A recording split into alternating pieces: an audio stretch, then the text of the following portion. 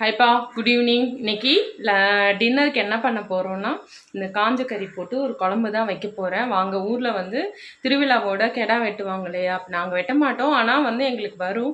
அதில் வந்து உப்பு கண்டம் போட்டு வச்சுருக்கோம். அதை வந்து நம்ம ரெடி பண்ணியிருக்கோம் இல்லையா? அந்த உப்பு கண்டம் போட்டு ஒரு குழம்பு தான் வைக்க போகிறேன். நைட்டு டின்னருக்கு கல் தோசையும் அந்த உப்பு கண்ட குழம்பு தான் செய்ய போகிறோம். வாங்க எப்படி செய்யுதுன்னு பார்க்கலாம். சின்ன சின்ன வேலையெல்லாம் இங்கே செஞ்சுட்டு குழம்பை வந்து நம்ம வெளியே விறகடுப்பில் செய்யலாம். வாங்க எப்படி செய்கிறதுன்னு பார்த்துடலாம். இதான்ப்பா காஞ்ச கறி.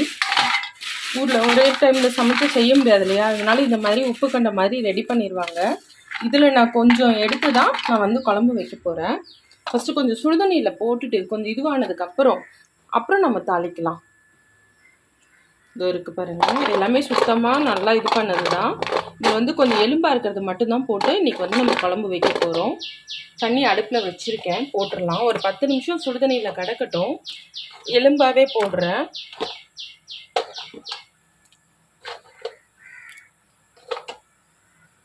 எலும்பாக இருக்கிறதெல்லாம் போட்டுட்டேன். அடுப்பை நிறுத்திட்டேன். நம்ம திரும்ப வந்து தாளிப்போம் இல்லையா? இது வந்து நல்லா கொஞ்சம் இதுவாகி அதில் அழுக்கு உப்பெல்லாம் அதிகமாக இருந்தால் வெளியே வந்துடும். அப்புறம் தண்ணியை இருத்துட்டு இது பண்ணலாம். நம்ம வந்து சதையாக எடுத்தோம்னா ஒரு நசுக்கிட்டு தண்ணியில் போட்டோம்னா நல்லாயிருக்கும். எலும்பாக இருக்கிறதுனால நான் அப்படியே போட்டுட்டேன். கொஞ்சம் இப்போ வந்து அடுப்பை நிறுத்திட்டு மூடி வச்சிடலாம். அதில் கசடு உப்பு டஸ்ட்டு ஏதாவது இருந்தால் வெளியே வந்துடும். அப்புறம் நம்ம தாளிக்கலாம். ஒரு 10 நிமிஷம் மூடி வச்சிடுறேன். அடுப்பை நிறுத்திட்டேன், அடுப்பு எரியல. இப்போ வந்து இது மசாலா அரைச்சிடலாம். நம்ம தக்காளி 2 வெங்காயம், புதினா இது போட்டு அரைச்சிடலாம். இஞ்சி பூண்டு சோம்பு பேஸ்ட் இருக்குது, அதையும் இதில் போட்டுக்கலாம். புதினா சேர்த்துக்கலாம். இது கூட தேங்காயும் சேர்த்துக்கலாம். இந்த பேஸ்ட்டு கூடயே வந்து இது அரைக்க போகிறது கூடயே இஞ்சி பூண்டு சோம்பு இது போட்டுக்கலாம். இதில் வந்து மஞ்சத்தூள் போட்டுக்கலாம். இதில் வந்து கொஞ்சமாக கரம் மசாலா போட்டுக்கலாம். காரத்துக்கு மிளகாத்தூள் போடுவேன், அது தாளிக்கும் போது போட்டுக்கலாம். இதை வந்து நல்லா அரைச்சி எடுத்துக்கலாம். சூப்பராக பேஸ்ட் ஆக்கியாச்சு, இருக்கட்டும். அது அப்படியே இப்போ இது சுடுதண்ணியிலேருந்து இதை எடுத்துடலாம். எடுத்துட்டு நல்லா மண் உப்பு எல்லாமே இதுவாயிரும். இப்போ இதுலேருந்து எடுத்து குக்கரில் போட்டு ஒரு 5 விசில் வச்சு வேக வச்சுக்கலாம். அதுக்கப்புறம் தான் நம்ம குழம்பு தாளிக்கணும். அப்போ தான் அது நல்லாயிருக்கும்.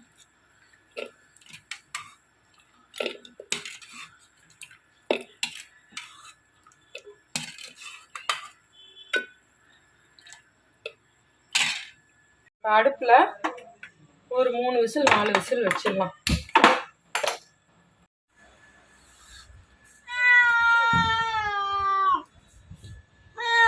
என்ன குரல் இது?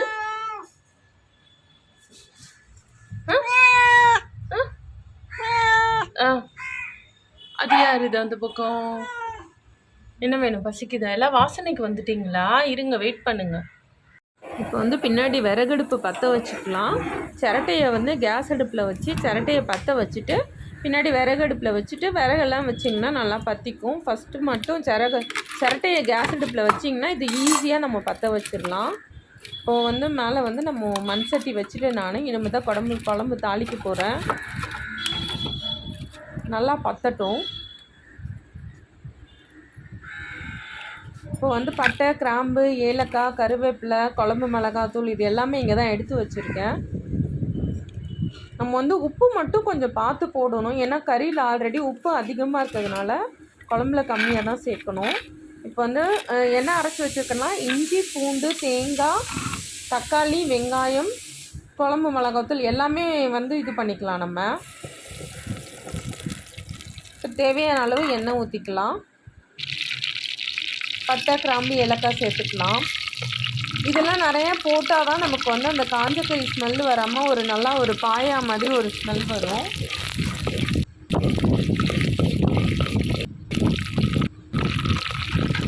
இப்போ வந்து இது நல்லா தாளிச்சிட்டு நம்ம வந்து அரைச்ச அந்த இதை எடுத்து ஊற்ற வேண்டியதுதான்.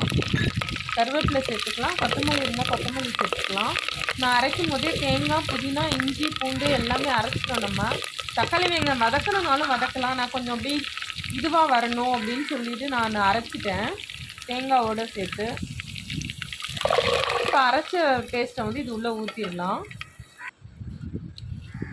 தேவையான அளவு குழம்பு மிளகாத்தூள் போட்டுக்கலாம். நீங்கள் அரைக்கும் போது மிளகாத்தூள் வேணான்னா நீங்கள் பச்சை மிளகாய் கூட சேர்த்து அரைச்சிக்கலாம். நல்லா விறகடுப்பில் செய்யும்போது அது ஒரு சந்தோஷமாக இருக்கும்.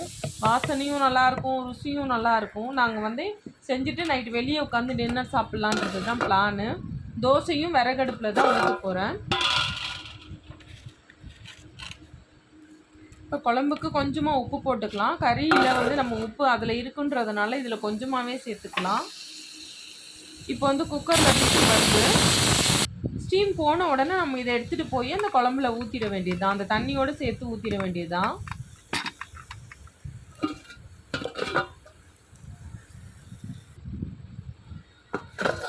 வந்து குழம்பு கொதிக்க ஆரம்பிச்சிருக்கு. இப்போ வந்து வேக வச்சுக்கலாம். இந்த கறியை தூக்கி இதில் ஊற்ற வேண்டியதுதான்.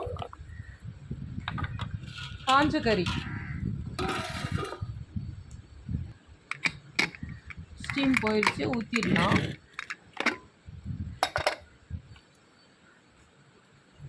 நல்லாவே வெந்துருச்சு. நான் எலும்பாக போட்டதுனால நம்ம இதை சாப்பிட்றோமோ இல்லையோ குழம்பு ஊற்றி சாப்பிட்டுக்கலாம்.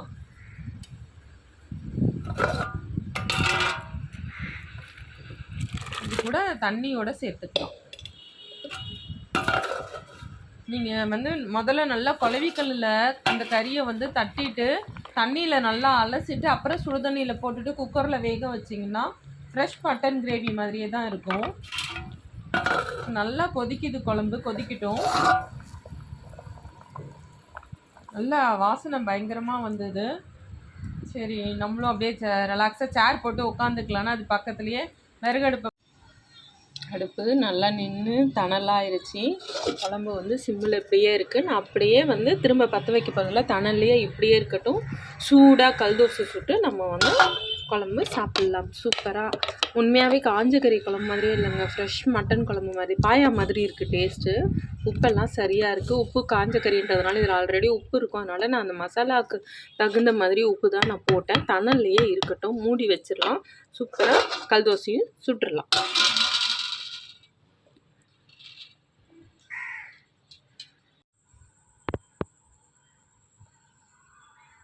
தோசை மாவும் எடுத்துகிட்டு வந்துட்டேன். கொஞ்சம் புளிச்சு போயிடுச்சு. ஊத்தப்பம் மாதிரி ஊற்றலான்னு சொல்லிட்டு விறகடுப்பில் தான் ரெடி பண்ணி வச்சுருக்கேன். ஊற்றி பார்க்க போகிறேன் வருதான்னு. இல்லைன்னா உள்ளே கேஸ் அடுப்பு தூக்கிட்டு போயிட வேண்டியதான். ஊற்றிடலாமா? கல் நல்லா காஞ்சிருச்சு. தோசைக்கு மட்டும் நெருப்பு வந்து கரெக்டாக இருக்கணும். ரொம்ப இருந்தால் தீஞ்சு போயிடும், கம்மியாக இருந்தால் மாவு மாதிரி இருக்கும். இப்போ வந்து சூப்பராக ஊற்றியாச்சு. லைட்டாக எண்ணெய் ஊற்றி திருப்பி போட்டு எப்படி திருப்புறதுக்கு வருதான்னு ஃபஸ்ட்டு பார்த்துடலாம். ஆனால் இந்த விறகடுப்பில் வந்து இந்த மாதிரி கல் தோசை சுட்டு சாப்பிட்டா அது இன்னும் டேஸ்ட்டு நல்லாயிருக்கும். சமையலே விறகடுப்பில் செஞ்சோம்னா நல்லாயிருக்கும். நமக்கு தான் டைம் இல்லை அப்படின்னு சொல்லி இது பண்ணிகிட்ருக்கோம். என்றைக்காவது ஒரு நாளாவது இந்த மாதிரி செஞ்சு சாப்பிட்லாம். சரி, எல்லாமே ஒன்றா உட்காந்து டின்னர் சாப்பிட்லான்னு அத்தை வந்திருக்கா. அத்தை இங்கே தான் இருக்காங்க. எல்லோரும் அருணா எல்லோரும் ஒன்றா தான் உட்காந்து சாப்பிட்டோம். தோசை சுட சுட உட்காந்து சாப்பிட்டோம். முன்னாடிலாம் என்ன பண்ணுவோம், யார் யாருக்கு எத்தனை வேணும்னு சுட்டு வச்சுட்டு உட்காந்து சாப்பிடுவோம். வந்து சூப்பராக தோசை சுட்டு எடுத்தாச்சு. வாங்க சாப்பிட்லாம். நல்லா அழகாக திருப்பி போடவும் வந்தது. குழம்ப இறக்கி சாப்பிட்ற இடத்துக்கிட்ட வச்சுக்கலாம். தட்டு எடுத்துக்கலாம்.